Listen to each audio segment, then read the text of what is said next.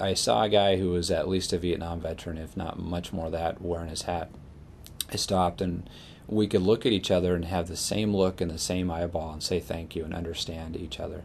And I can do that with a brand new lieutenant who comes out of this program who hasn't even been to OIF or OEF yet, and they have the same look. I have 2 children, graduates of the Air Force Academy, both military officers in the Air Force. And I recall on numerous occasions on my mother's quiet times in which she would talk of service, of honor, of duty, and of courage. And that's what we memorialize today with the deepest sort of gratitude possible. We know our words alone aren't enough to honor our veterans.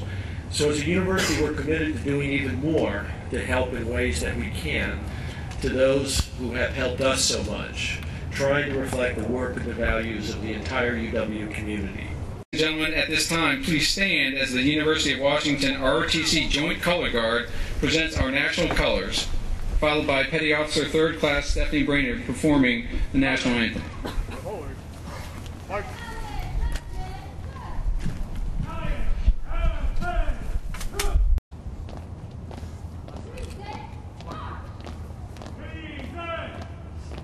I did not earn the honor of speaking to you today. I am not a veteran, and until 6 years ago I would not have said that mine is a military family.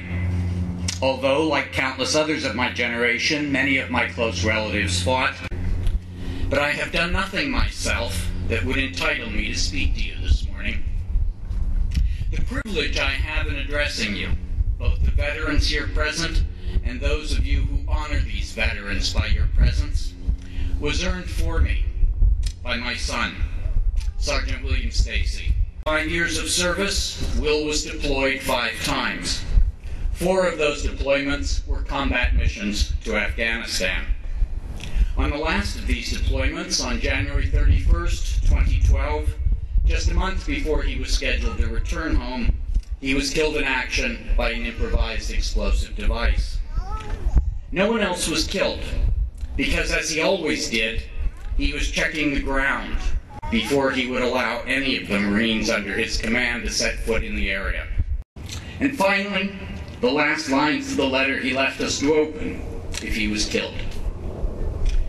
Semper Fidelis means always faithful. Always faithful to God, country, and Corps. Always faithful to the principles and beliefs that guided me into the service.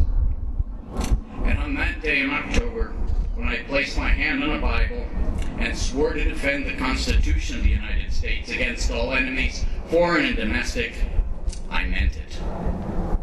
And the same, of course, is true of every veteran who is gathered here today, and of all the veterans whom we remember on this day. To all of you, thanks.